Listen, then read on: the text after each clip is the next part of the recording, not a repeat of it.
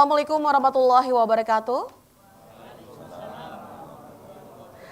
Halo pemirsa, apa kabar? Senang sekali Serita Darmayanti kembali menyapa Anda dalam forum dialog bersama DPRD Provinsi Banten. Boleh tepuk tangan kembali? Pemirsa, di tengah deras arusnya arus modernisasi dan juga perkembangan teknologi digital, sektor pertanian masih menjadi tulang punggung perekonomian di Provinsi Banten. Namun ironisnya, kesejahteraan petani masih menjadi pekerjaan rumah besar. Data menunjukkan bahwa sebagian besar petani masih menghadapi keterbatasan akses teknologi, modal, dan juga pasar.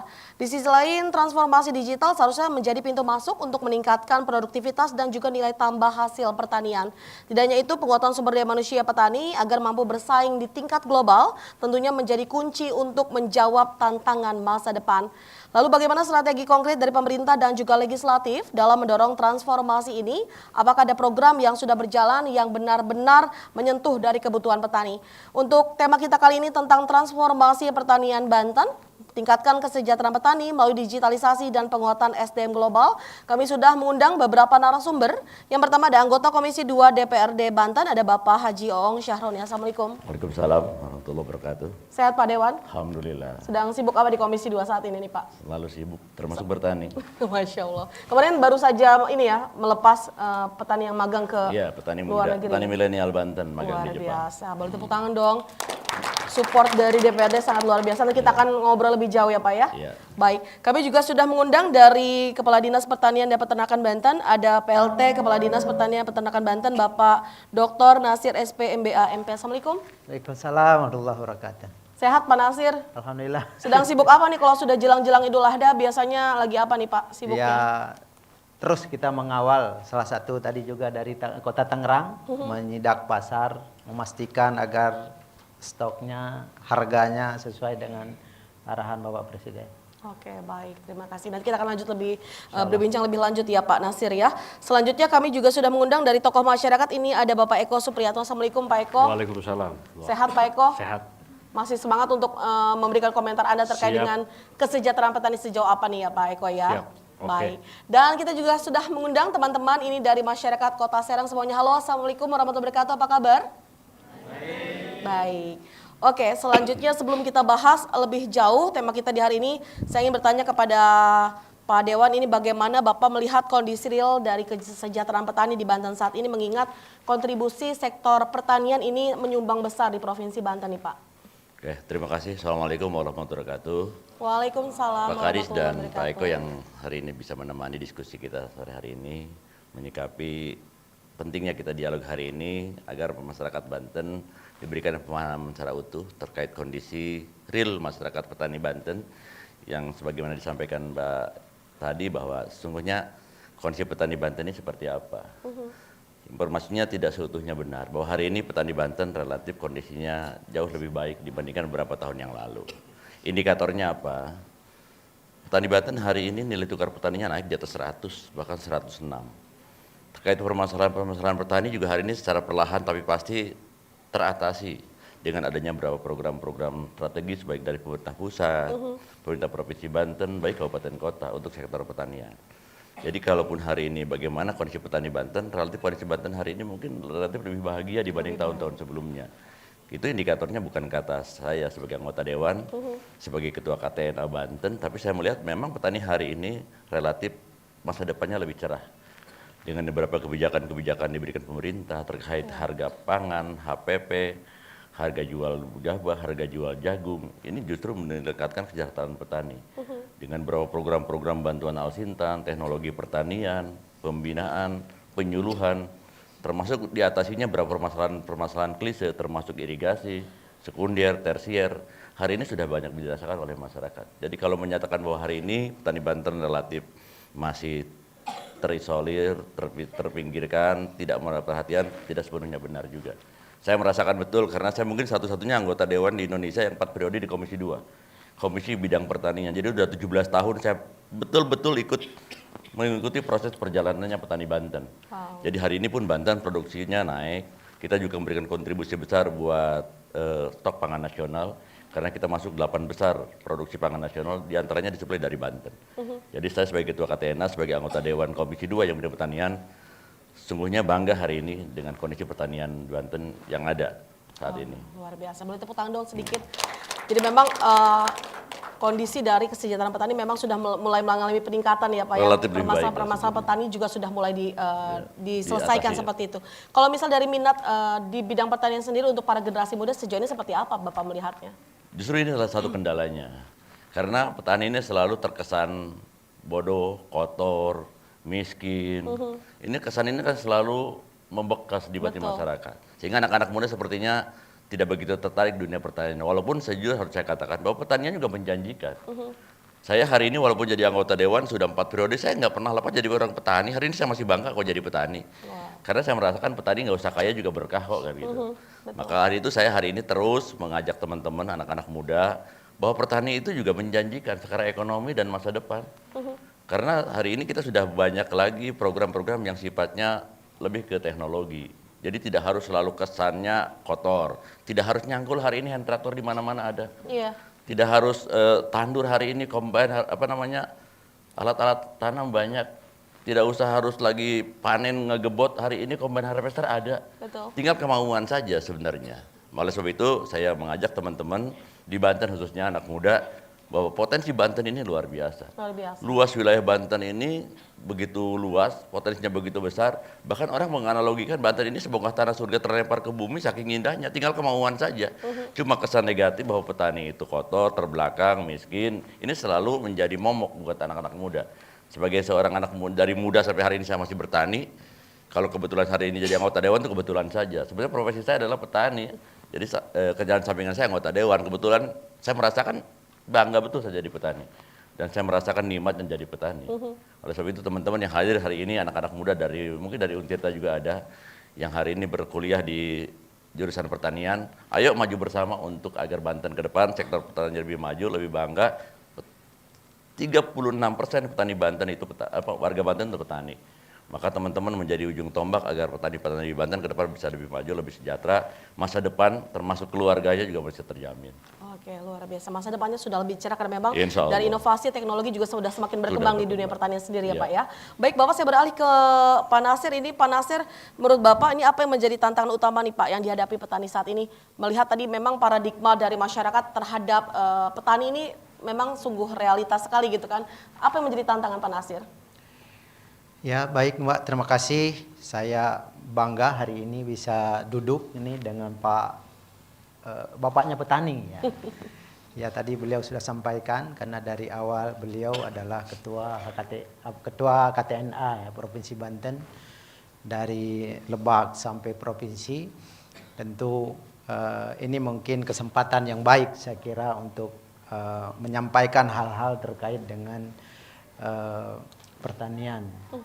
Ya, betul sekali tadi apa yang disampaikan bahwa tantangan kita memang sebenarnya bagaimana meningkatkan motivasi agar semua mau bertani sebenarnya. Karena apa? Yang pertama, luas lahan.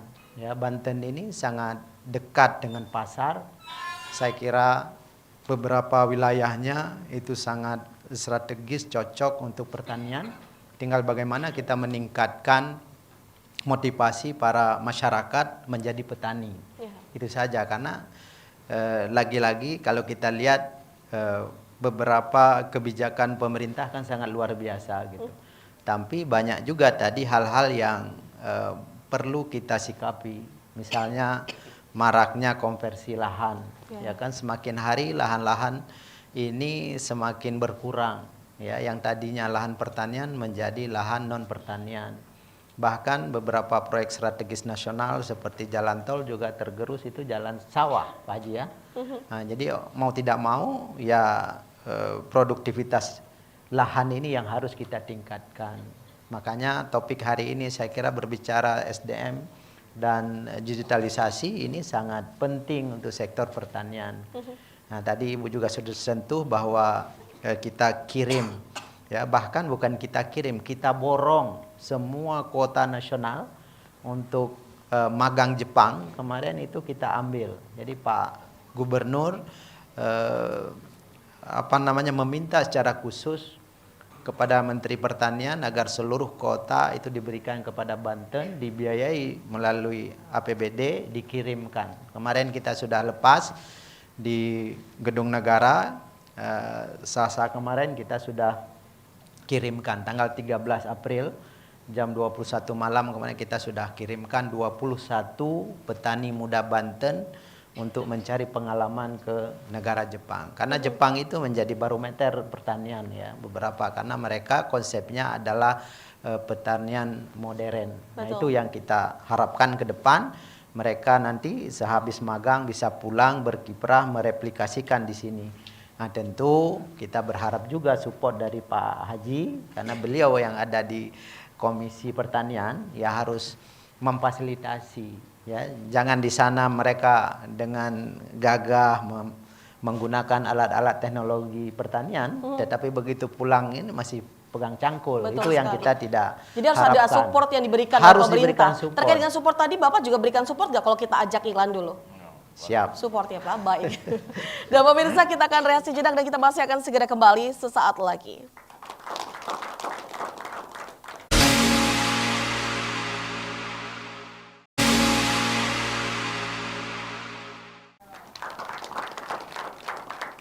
Terima kasih pemirsa Anda masih menyaksikan Forum Dialog bersama DPRD Provinsi Banten dan kita masih membahas transformasi pertanian Banten, tingkatkan kesejahteraan petani melalui digitalisasi dan juga penguatan SDM lokal.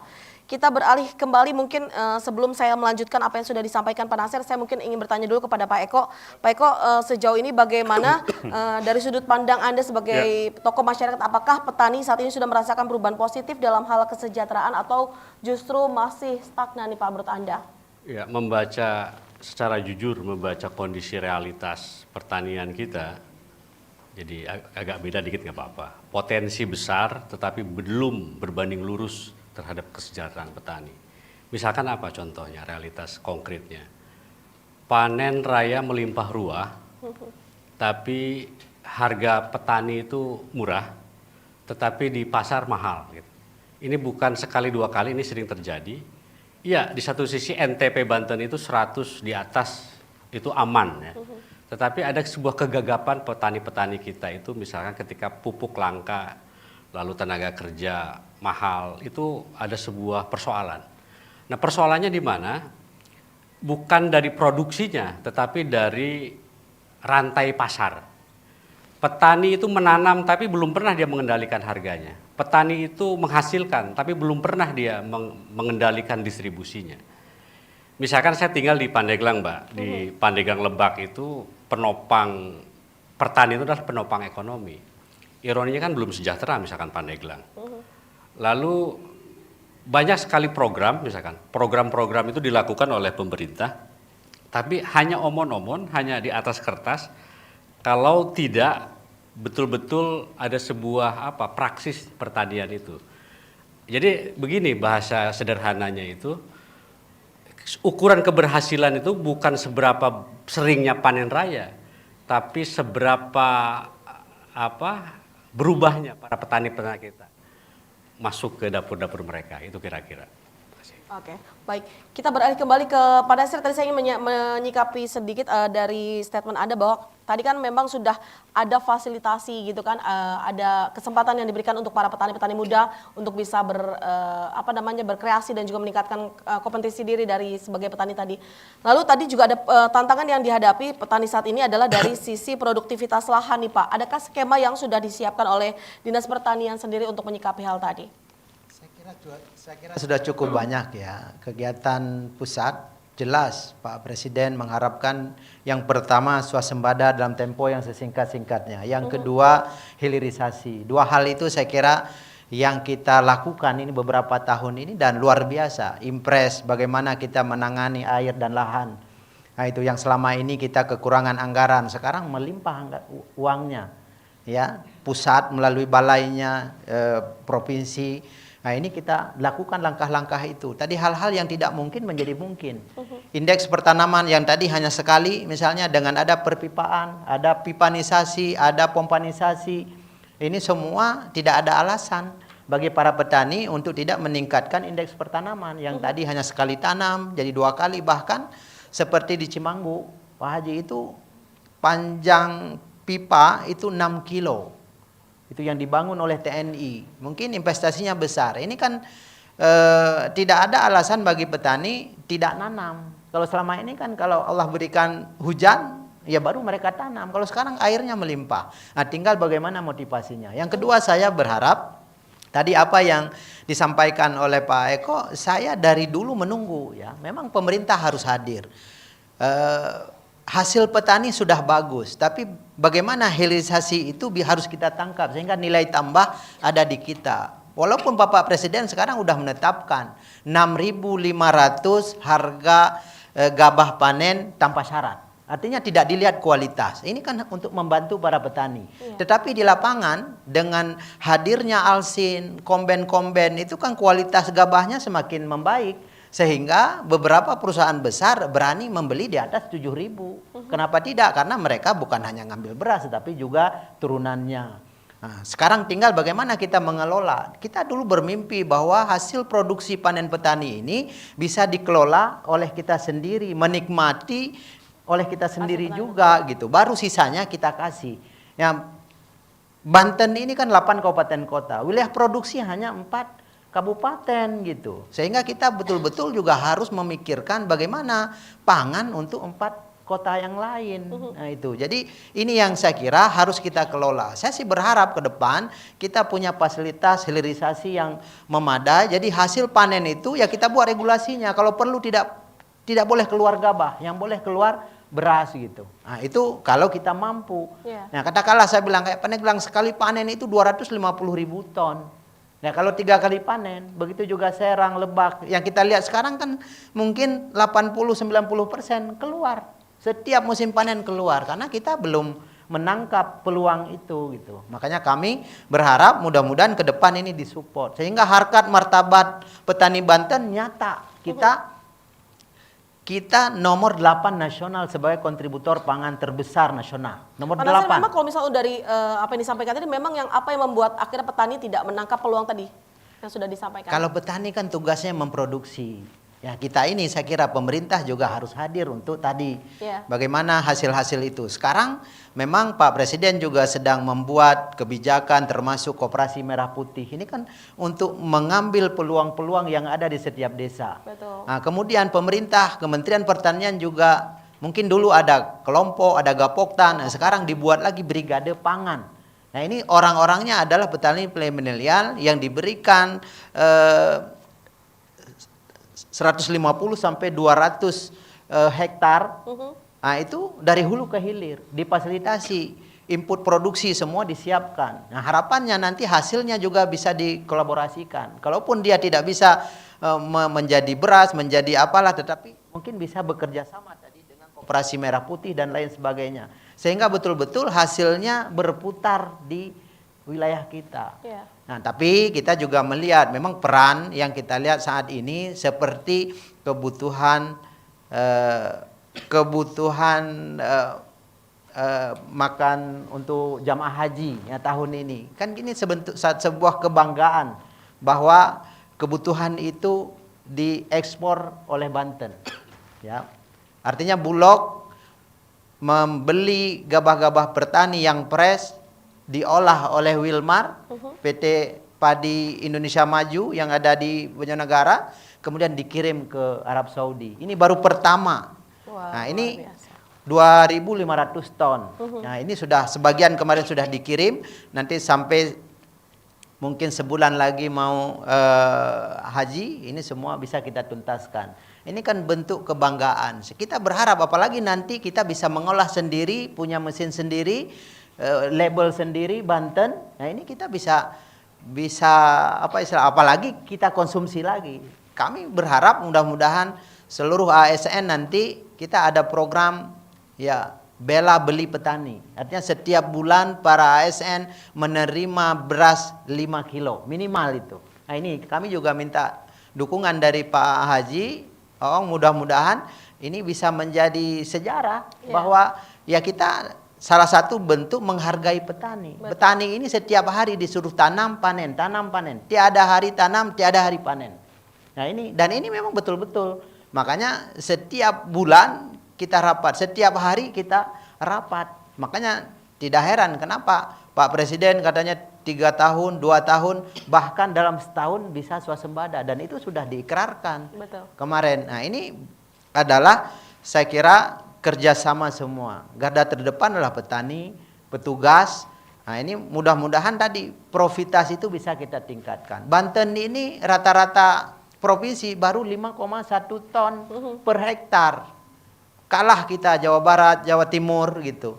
Saya kira kalau ini kita bisa tingkatkan, kita bisa mengalahkan Sumatera Utara yang ada di posisi 7 nasional. Dan itu harus didukung Saya oleh semua yakin pihak itu ya, Pak, bisa ya? kita lakukan. Karena apa?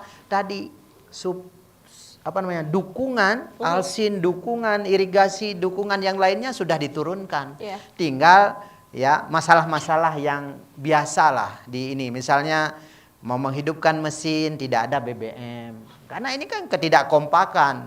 Awal kan itu udah yakin bawa proposal harus dikasih pompa, harus dikasih pipa misalnya, tapi begitu itu nggak ada karena belum Oke. kompak. Saya beralih Nah, dulu itu. mungkin Pak Nasir kembali lagi ke Pak Oong. Ini Pak Oong, apakah sudah ada Pak alokasi anggaran khusus untuk pengembangan teknologi pertanian seperti smart farming, drone ataupun juga aplikasi dari pasar digital sendiri Pak? Ya, terima kasih. Jadi apa yang sudah kami lakukan di legislatif khususnya untuk menopang, untuk memaksimalkan program pertanian. Saya kebetulan ini tahun ke-7 di DPRD Provinsi Banten.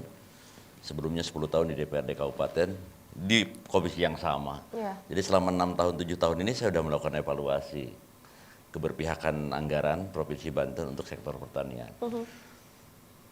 Saya sebagai salah satu anggota yang kebetulan juga di Badan Anggaran, semampu dan semaksimal mungkin saya dorong kegiatan-kegiatan pertanian untuk lebih dimaksimalkan dari tahun ke tahun. Mungkin teman-teman hari ini bisa merasakan bahwa provinsi hari ini hadir dengan beberapa program yang bisa dirasakan langsung oleh masyarakat, diantaranya bantuan Alsintan, termasuk juga dari APBD. APBD Banten dulu setahu saya setiap tahun hanya menganggarkan 20 hand traktor dengan 9.000 kelompok tani. Logika berpikir saya nggak bakal mungkin petani Banten bisa sejahtera dengan kebijakan yang setengah-setengah seperti itu. 4 tahun yang lalu ketika saya jadi anggota Dewan Provinsi, setiap tahun kita alokasikan 200 sampai 300 hand traktor. Dan ini menjawab tantangan permasalahan di lapangan. Karena setiap tahun minimal 200-300 kelompok tani bisa terbantu. Mimpi rasanya kalau kita ingin tanam serempak, sementara masyarakat harus mencangkul ratusan hektar. Dengan bantuan-bantuan dari provinsi, nasional, alhamdulillah hari ini bisa dirasakan. Terkait juga pasar, saya rasa pasar, petani hari ini kan kita akui memang sumber daya manusia sangat terbatas. Betul. Tidak semua petani bisa mengakses informasi digital. Tapi sesungguhnya hari ini sudah tidak ada alasan lagi pasar tidak menerima produk pertanian. Apa saja hari ini dengan hadirnya MBG, tinggal kesiapan kita sesungguhnya. Betul sekali. Pak Nasir mencontohkan tadi ekspor ke Saudi Arabia. MBG kita hari ini ada 1.100 di Provinsi Banten. Kalau kita berani mensuplai kebutuhan itu, dan harganya sudah sangat kompetitif saya rasa. Dan ini tantangan. Insya Allah ke depan saya masih di Komisi 2 akan terus mencoba memaksimalkan SDM pertanian. Kita memberangkatkan teman-teman milenial ke Jepang itu dalam rangka meningkatkan SDM juga. Betul. Sehingga nanti bisa memotivasi anak-anak muda. Ternyata petani itu juga bisa menjanjikan, bisa menghasilkan, bisa merubah masa depan. Dan saya merasakan itu semua. Oleh sebab itu, digitalisasi pertanian hari ini memang menjadi PR. Karena tadi sumber daya manusia petani Banten juga masih sangat terbatas. Tapi kita mesti punya waktu untuk terus memaksimalkan agar teman-teman petani ke depan bisa lebih punya akses ke dunia digital, Betul. termasuk bisa mengakses pasar lewat digitalisasi dan lain sebagainya. Dan Insya Allah kita juga bisa. masih punya waktu lagi Masih untuk cukup membahas waktu. tentang pertanian kali ini, namun setelah jeda komersial ya Pak Ong ya. Dan pemirsa, kita akan rehat kembali dan jam beranjak kemana-mana, tetap dalam forum dialog bersama DPRD Provinsi Banten.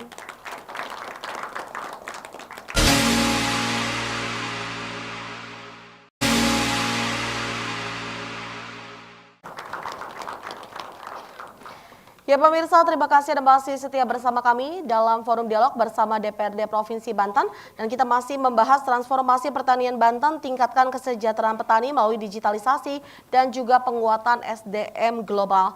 Pak Eko, menurut Anda apakah petani di daerah ini sudah siap mengadopsi teknologi digital atau masih membutuhkan dari pendampingan intensif menurut Anda? Ya, petani hari ini kan sudah punya handphone, sudah punya smartphone. Tetapi memang ketika keputusan tanam di lapangan itu biasanya mereka masih pakai feeling. Karena teknologi belum menyentuh ke arah sana. Yang kedua, hari ini petani itu sudah punya WhatsApp, sudah nonton TikTok, YouTube gitu kan. Tapi pertanyaannya apakah nonton tayangan itu berimbas terhadap pertanian mereka? Bukan hanya di bidang pertanian, di bidang-bidang lain di pemerintahan kita terlalu banyak aplikasi, tetapi kadang aplikasi itu tidak digunakan. Ada yang dilupakan oleh kita, itu kita buat aplikasi tapi kita kurang sosialisasi bagaimana memprogramkan aplikasi itu. Banyak pelatihan-pelatihan, tapi pelatihan itu hanya sampai di situ dan tidak berlanjut. Istilah saya itu bahasanya itu digitalisasi seremonial, belum transformatif. Artinya begini, pertanian yang keren itu memang teknologi itu bukan hanya alat, tetapi sebuah kebiasaan. Dan kebiasaan itu butuh waktu, tidak butuh sekali dua kali sosialisasi, itu butuh berkali-kali. Jadi pandangan dari sudut pandang masyarakat, jadi bukan hanya aplikasi, memang membutuhkan sebuah ekosistem. Dan membangun ekosistem itu kan ada pendampingan tadi, ada data yang perlu dipahami, ada petani yang percaya, kan begitu. Saya pikir itu akan keren Banten itu kira-kira. Kalau menurut Anda sendiri bagaimana membangun minat generasi muda khususnya untuk tertarik dalam dunia pertanian? Mengingat kan tadi fasilitasi yang diberikan oleh pemerintah dan juga dukungan dari DPRD juga sudah sangat luar biasa ini Pak Eko. Tadi program dari Pak Dewan itu keren sekali, ada milenial ke Jepang itu kan dari 21 untuk seluruh provinsi diambil semua oleh Banten. Saya pikir itu bagian dari bentuk memancing antusiasme ya anak-anak muda untuk petani. Dan petani itu kan banyak di story-nya orang petani berdasi gitu kan. Mungkin Pak Ong salah satunya. Betul. Baik, kita beralih kembali. Ini Pak Nasir, apa yang menjadi kendala nih Pak dalam implementasi digitalisasi di lapangan mengingat masih banyak petani yang tadi disampaikan masih belum melek akan teknologi sendiri? Transformasi teknologi informasi untuk sektor pertanian memang kan tidak langsung seperti kita balik telapak tangan. Iya. Ya memang kami dari awal memang merasa ada kendala-kendala ya, karena yang pertama biasanya ada regu tanam, regu panen ya seperti itu gitu kan. Begitu datang alat transplanter untuk tanam, combine harvester untuk manen agar lebih cepat, lebih efisien. Ini memang tidak langsung diterima. Tapi sekarang itu menjadi kebutuhan, sangat menjadi kebutuhan. Ya. Nah, oleh karenanya memang ya persoalan SDM ini yang memang harus kita coba cepat ya. Bagaimana generasi-generasi muda ini bisa menggantikan kolonial yang memang sekarang sebagian besar para petani kita di Banten ini adalah ya bapak-bapak yang seharusnya sudah istirahat. Gitu. Yeah. Nah, ini yang kita memang harus berbagai upaya. Kementerian Pertanian dengan program ambasador ya, yang memang duta pertanian juga ya, kita misalnya dari Untirta ada yang namanya Mas Teguh ya. Nah sekarang dia difasilitasi oleh Bank Indonesia membangun Internet of Things untuk budidaya cabai dan lain-lain. Ini kan memang salah satu cara yang kita berikan sehingga para petani yang lain, para pemuda tani yang lain ini bisa tertarik untuk terjun di sektor pertanian. Nggak perlu luas-luas dari lahan sempit. Nah sekarang kita kan banyak fokus ke tanaman pangan, misalnya padi. Padahal hortikultura yang tadi disampaikan oleh Pak Haji untuk mensupport kebutuhan pangan untuk MBG itu luar biasa. Sayuran, buahan, telur, dan lain-lain itu semua harus kita sikapi karena semakin hari ini kan kebutuhannya semakin meningkat. Betul. Nah ini jadi upaya-upaya itu yang harus saya kira semua harus kita libatkan. Nah, tetapi kita harus memperkenalkan cara mudah, cepat, murah, efisien kan itu yang itu ya. Digitalisasi saya kira salah satu yang memang sekarang harus kita coba upayakan. Beberapa yang memang udah kita perkenalkan, misalnya untuk memudahkan penyemprotan dan lain-lain, pemupukan itu melalui drone. Nah, sekarang ini ya pemerintah sudah memberikan fasilitas itu, cuma kan masih terbatas. Nah, karena misalnya kayak di Banten ini kan mungkin ribuan kelompok tani, nggak mungkin semua difasilitasi. Iya. Nah, tetapi yang sewaan juga ada, para penyedia jasa itu ada untuk memudahkan. Nah, sehingga beberapa kelompok yang memang untuk memudahkan itu ya menggunakan fasilitas itu, nyewa. Nah, tapi kan tidak semua petani mau. Nah, itu ini kita kenalkan. Ya, kemudian Internet of Things tadi ya kita ya mengatur. Kadang-kadang kan tadi sudah difasilitasi smart screen house, itu kan harganya mahal. Jadi tidak semua bisa petani kita berikan. Makanya kita harus pilih petani-petani yang memiliki motivasi, sudah menguasai, memiliki skill. Ya salah satu adalah alumni magang Jepang. Makanya kita tempatkan di situ smart screen house seperti di Menes itu sampai 3 unit kita siapkan. Nanti begitu mau panen itu udah dikirim selebaran, mau panen segala macam. Jadi anak-anak sekolah, ibu-ibu pengajian semua datang tanpa harus memanen bawa ke pasar tadi. Padahal sesungguhnya mah sebenarnya kalau betul-betul itu disikapi, ya betul-betul itu bisa berkembang. Nah, saya kira kita sudah terdepan. Beberapa kabupaten kita seperti Cilegon itu sangat luar biasa menghasilkan beberapa komoditas strategis yang ekonomis, ya seperti melon dan lain-lain ini. Tinggal bagaimana kita meningkatkan, meluaskan ya kawasannya sehingga betul-betul tadi bisa mensupport semua kebutuhan yang saat ini memang terus meningkat. Oke, Gitu. kalau untuk program magang generasi milenial yang kemarin baru saja dilakukan ini bisa di-spill nggak seperti apa nih untuk prosesnya atau mungkin syaratnya bagi generasi milenial yang mungkin tertarik untuk nanti melakukan magang tadi, Pak? Kita open, ya. Begitu kita dapat kuota, kita buka Khusus Putra Banten untuk mendaftar, kemudian diseleksi secara bertahap. Ya, backgroundnya ada yang SMA, ada yang SMK, macam-macam. Nah, bahkan ada lulusan sarjana juga yang memang pingin terlibat langsung di pertanian. Nah, di Banten ini kan ada PEPI, Politeknik Engineering Pertanian yang ada di Serpong. Itu juga menghasilkan SDM yang luar biasa. Kemudian setelah kita seleksi, kita didik, kita tempa mereka selama 50 hari.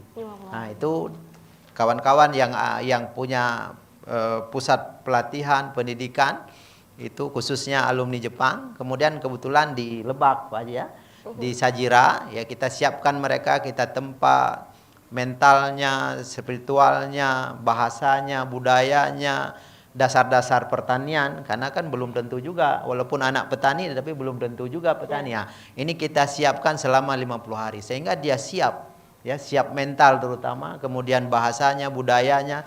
Nah, kemudian nanti kita karantina selama 4 hari, kemudian kita lepas mereka. Ada yang 11 bulan, ada yang 26 bulan. Nah, ini mereka harapannya nanti pulang, mereka bisa bergabung menjadi alumni magang Jepang, kemudian menelurkan petani-petani milenial yang menguasai digitalisasi. Itu harapan kita. Oke, baik. Kita berikan kesempatan terlebih dahulu Pak Nasir untuk teman-teman yang bertanya. Boleh dari sebelah kanan saya. Silakan, mic-nya boleh, Asep? Oh sudah, oke. Wajah petani.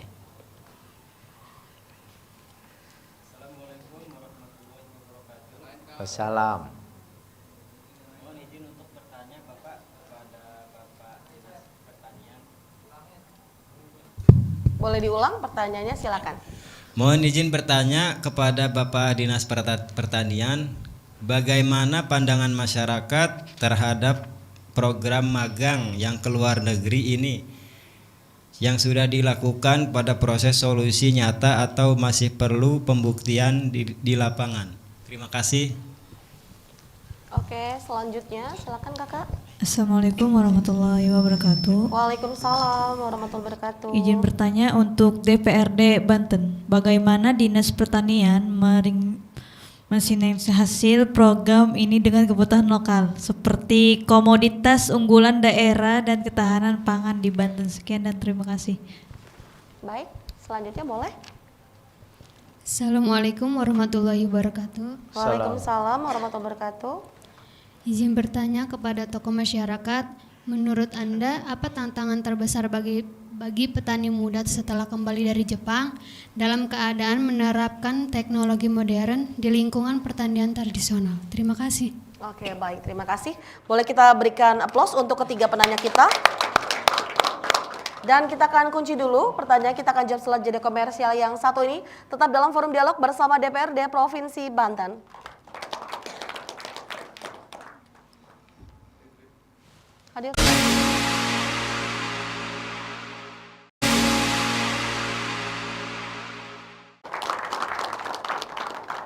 Ya pemirsa, kita kembali lagi dalam forum dialog bersama DPRD Provinsi Banten dan tadi kita sudah berikan kesempatan untuk teman-teman bertanya langsung kepada para narasumber. Dan pertanyaan pertama untuk Pak Nasir, bagaimana pandangan masyarakat Pak terhadap program magang ke luar negeri ini dan apakah sudah dianggap sebagai solusi nyata atau masih perlu pembuktian Pak di lapangan?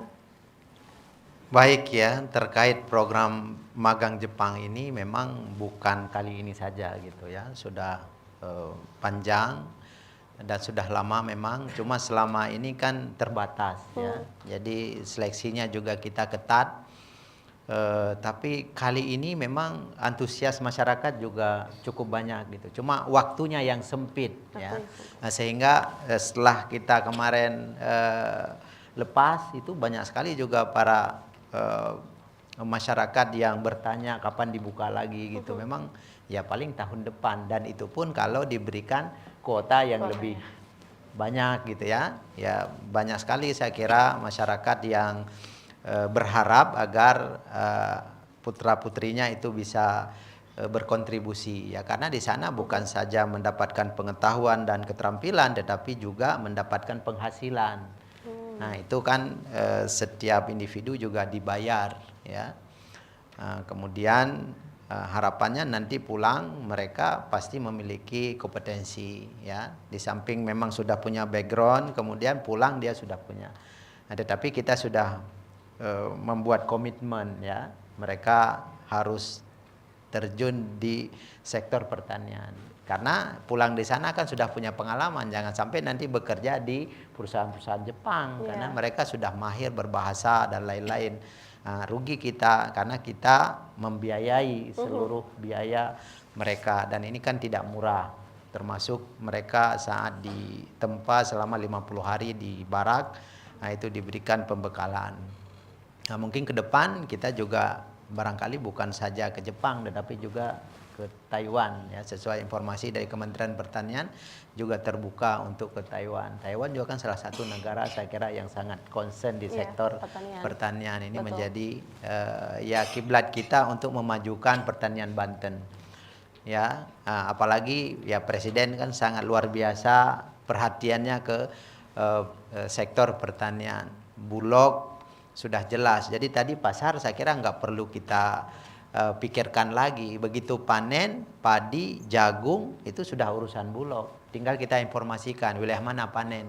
Kalau dia tidak turun berarti dia tanggung jawab gitu ya. Saya kira enggak ada masalah. Tapi yang lain-lain produk apapun tadi saya sangat setuju.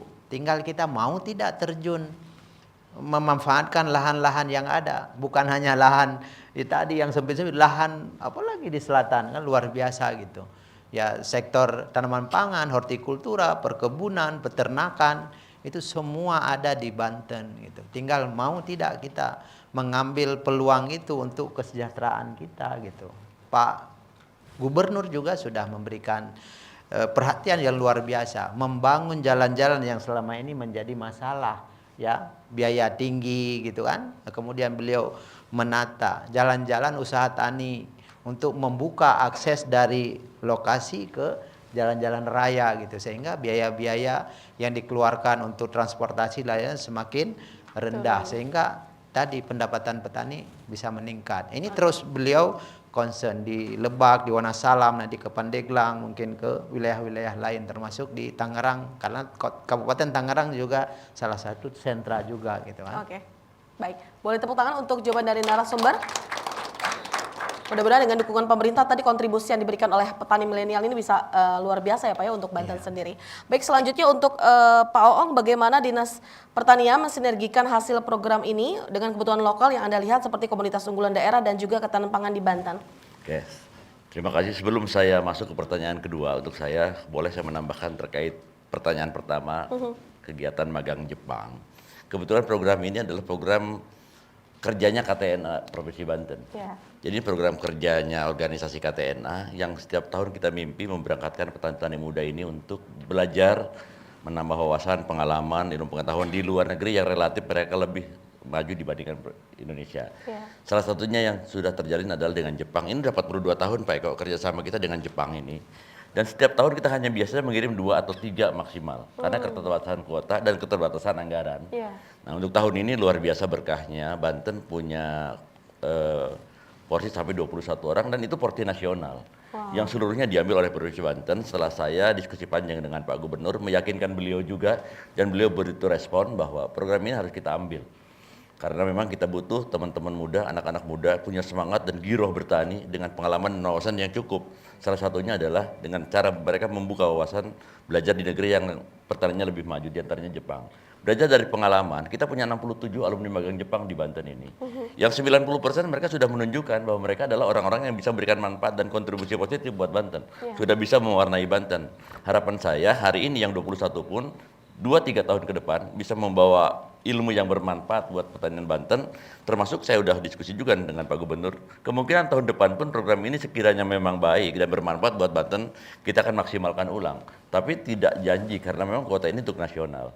Tidak mungkin juga setiap tahun diambil oleh Banten, bagaimana dengan nasib teman-teman provinsi lain juga yang berharap program ini bisa dibagi. Tapi setidaknya tahun depan program ini masih jalan. Terkait tadi kelemahan bahwa di Banten, pertanyaan kedua, Banten ini kan luar biasa potensinya. Tapi kadang-kadang hari ini sedih juga saya. Ketika ada produk unggulan Banten, hari ini brandnya bukan Banten. Sale Sawarna itu hari ini lebih terkenal salenya Cianjur. Karena orang Cianjur beli ke Sawarna, masuk Cianjur, sampai Cianjur dikemas, balik ke Banten. Udah namanya Sale Cianjur, padahal yang produksinya orang Sawarna. Itu salah satu hal kelemahan kita. Yang kedua, petani Banten ini juga masih selalu suka menjual produk dalam bentuk mentah. Jadi kalau jual pisang lebih suka mereka tandanan. Orang bilang apa ya, turuyan gitu. Tapi kalau dijual dalam bentuk hasil jadi, bentuk sale, bentuk keripik pisang, itu jauh punya nilai jual lebih. Yang bahkan orang menyatakan anekdot petani Banten ini jual pisang beli pisang rebus gitu. Jual pisang beli pisang goreng. Ini salah satu karakteristik orang Banten. Tapi saya yakin dan percaya ke depan kami masih dipercaya punya kebijakan.